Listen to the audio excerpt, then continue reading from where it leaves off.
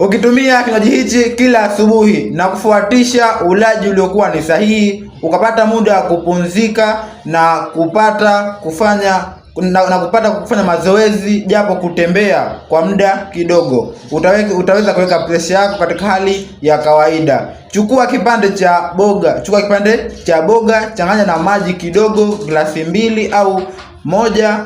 Baada hapo saga kwenye blender yako. Baada hapo kunywa hicho kinywaji kila siku asubuhi. Tumia hicho kinywaji kila siku asubuhi. Kitaweza kusaidia kwenda kusafisha mishipa yako ya damu na kwenda kuondoa mafuta yote ambayo yapo kwenye kuta za mishipa ya damu, hivyo kuweka presha yako kwa katika hali ya kawaida. Kama umejifunza katika video hii, basi share na kwa wengine wapate kujifunza zaidi.